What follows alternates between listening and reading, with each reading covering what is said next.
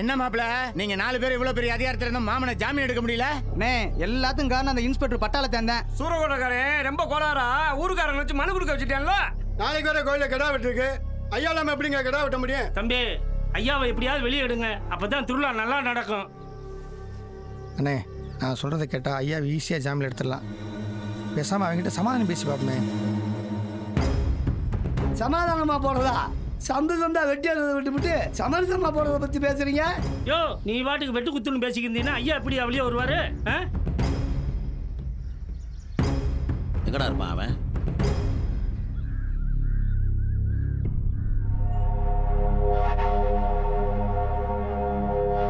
இவர் பாண்டி சன்னாசி ஐயா மேலே கொடுத்த கேஸை வாபஸ் வாங்கிட்டேன்னா நீ சொன்ன மாதிரியே வீட்டையும் காலி பண்ணி கொடுத்துருவாங்க, அந்த வீட்டையும் உன் பேருக்கு எழுதி கொடுத்துருவாங்க.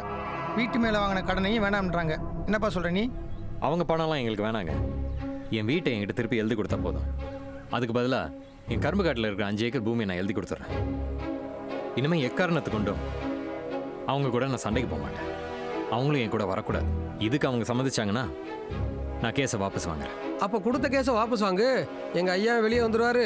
எங்கள் ஊர் கிடா வெட்டும் ஜோரம் நடக்கும்ல. உங்க ஊர் கடை விட்டு சோரா தாங்க நடக்கும். நீங்க வீட்டை எழுதி கொடுத்தா தானங்க நாங்க கேஸை வாபஸ் வாங்க முடியும். அவர் வெளியே வந்து கையெழுத்து போட்டாரு, வீட்டை எழுதி கொடுக்க முடியும். வந்தவர் கையெழுத்து போல என்ன செய்வீங்க? அதான் சொல்லிட்டாங்கல்ல, நம்புவோம். நான் இன்னைக்கே கேஸை வாபஸ் வாங்குறேன். என்னையா சொல்ற? நீ கொடுத்த கேஸை வச்சுதான் இவனுக்கு மேல இருக்கிற கேஸ் எல்லாம் நோண்ட முடியும், இவனுங்களை நுங்க எடுக்க முடியும் நினைச்சிட்டு இருக்க. நீ பாட்டு படக்குன்னு வந்து கேஸை வாபஸ் வாங்குறேன்னு சொல்ற? சார் 40 வருஷமா நோண்ட முடியாதவங்கள நொங்க எடுக்க முடியாதவங்கள இந்த இத்து போன கேஸ் வச்சா சார் பிடிக்க போறீங்க? சட்டம் சன்னா கையில் இருக்க பட்டம் பிடிச்சா நிற்கும், விட்டா பறக்கும். சார் நான் நினச்சா எவனையும் 10 நிமிஷத்தில் வெட்டி போட்டு போயிட்டே இருப்பேன். தப்பானவனை தானே வெட்டினான்னு நம்ம சட்டம் தான் விடுமா, இல்லை உங்கள் டிபார்ட்மெண்ட் தான் சும்மா இருக்குமா? சொல்லுங்க சார். சட்டம் இருக்கிறவனுக்கு செயல்படாது சார், இல்லாதவனுக்கு தான் செயல்படும். இருக்கிறவங்ககிட்ட நான் போய் மோதினா தனியால் நிற்கணும். ஆனால் என்ன நம்பி என் பொண்டாட்டி இருக்கா, எனக்குன்னு ஒரு குடும்பம் இருக்கு. அவங்களுக்காகனாச்சும் நான் வாழணும்ல சார். என்னை மன்னிச்சிருங்க சார். இல்லையா நான் என்ன சொல்றேன் சார், வாபஸ் வாங்க கையெழுத்து எங்கே போடணும்னு மட்டும் சொல்லுங்கள் சார். நான் சொல்றதுக்கு சம்பந்தப்பட்டால கேஸை வாபஸ் வந்துட்டு வந்திருக்காப்ல. நீ என்ன அதிக பிரச்சனை தானே பேசிட்டு இருக்க? கையெழுத்து எனக்கு அப்புறம் அனுப்பிச்சு விடியா வக்கீல. நாளைக்கு பத்திரத்தை ரெடி பண்ணியா?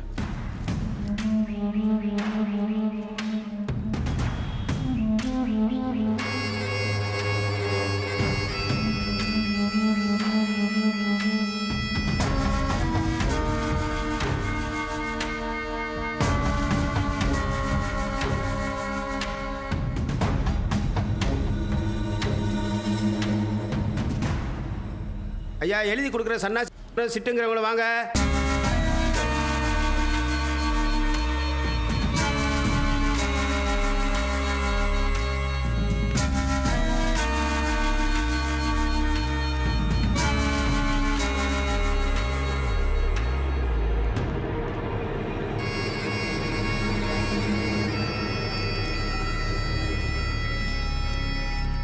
ஐயா எழுதி வாங்குற புலிக்குத்தி பாண்டியன் வாங்க.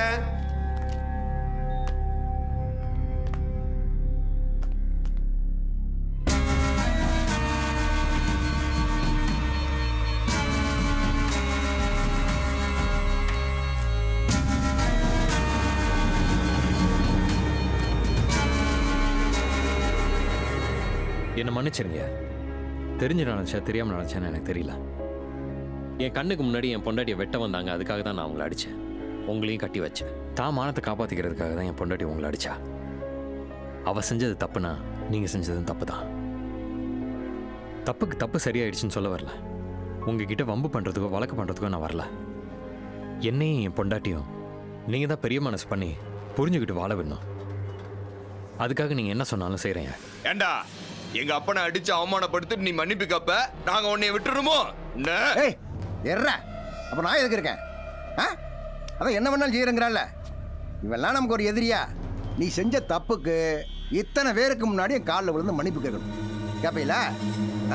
கேட்குறேங்க. என்னங்க மன்னிப்பு தானே கேட்க போகிறேன். இதில் என்ன குறைஞ்சிட போகிறேன்? அதான் விழுகிறேன்டால. நான் செஞ்சது தப்பு தான். என்ன மன்னிச்சிருங்க.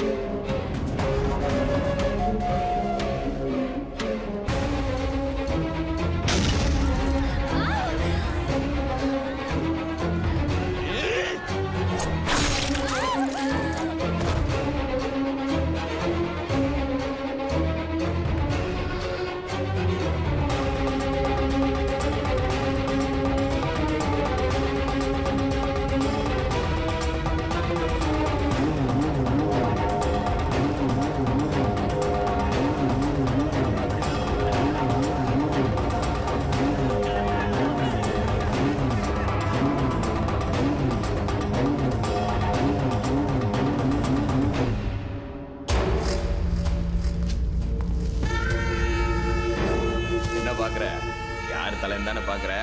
அடிச்சு அவமானப்படுத்தி எங்க அப்பனை கட்டி வச்சு வந்தாலே வெட்டி வச்சிருக்கேன். எடுத்து வச்சுட்டு செல்ல துறை.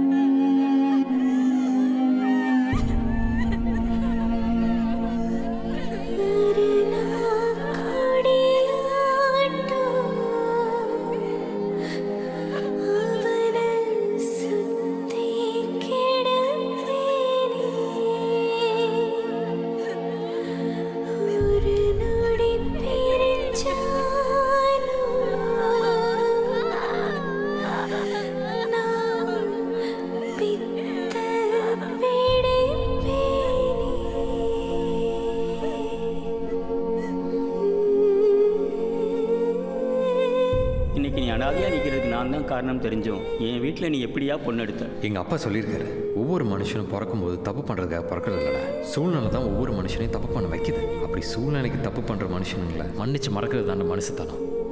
அப்படி மன்னிச்சு மறக்காம மனசுலேயே வச்சிருந்தா பகை தான் வரும், பழி உணர்ச்சி தான் வளரும். ஒரு மனுஷனுக்கு பகையும் இருக்கக்கூடாது, பழி உணர்ச்சியும் வரக்கூடாதுன்னு எங்க அப்பா சொல்லியிருக்காரு மாமா.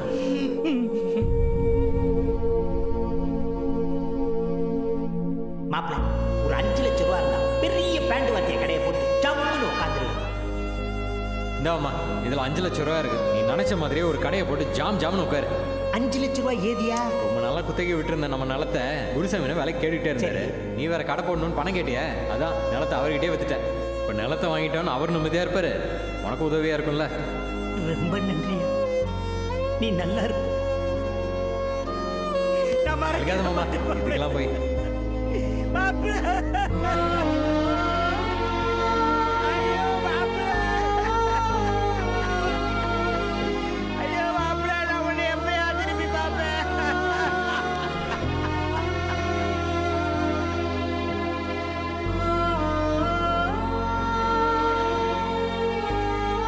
வாழ்க்கையில பொண்டாட்டி வெள்ள விட்டு எவ்வளவு முக்கியம் சொல்லி கொடுத்தே பாப்பா.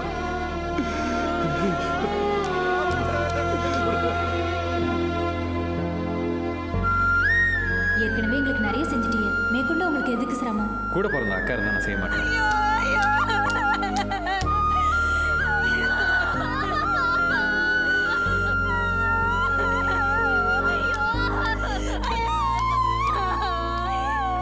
ஏனே இப்படியே வச்சு அழுதுகிட்டு இருந்தோம்னா எப்படி நன்மணி வச்சு அழுதுகிட்டு இருக்குது? போஸ்ட்மார்ட்டம் பண்ண பாடி வேற.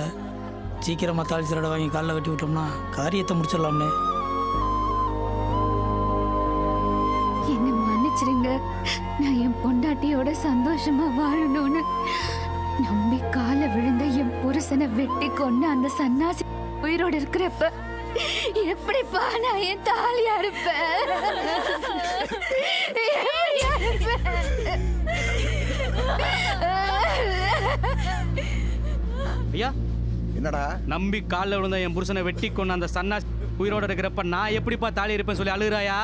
அப்படியா சொல்ற? ஆமாயா. போன கூட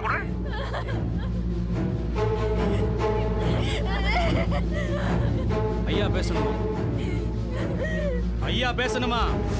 ஏண்டே என்னமோ சொன்னேயாமே, என் புருஷனை கொண்டு அந்த சன்னாசி இருக்கிறப்ப நான் எப்படி தாலியா இருப்பேன்னு? இந்த சன்னாசி செத்தாத்தான் தாலியா இருப்பேன்னா உனக்கு நாம் இல்ல அந்த பாண்டி போய் புருஷனா? இந்தார ஒழுங்கா பொம்பளைய அறுத்தமா அடக்கம் பண்ணமான்னு இருக்கனே. அதை விட்டுட்டு ஏதாவது பண்ணனியாக்க உன் புருஷன் அழிச்ச மாதிரி உன்னையும் உன் குடும்பத்தை தீ வச்சு கொளுத்தி விடாமா? எலே எண்ணி மூணா நாத்து உன்னையும் உன் மவனுங்களையும் சங்கரத்து போட்டுட்டு தாண்டா என் புருஷன் கட்டின தாலியை நான் அறுப்பேன். அப்படி நான் செய்யல, நான் ஆவரங்காட்டுக்காரி இல்லடா.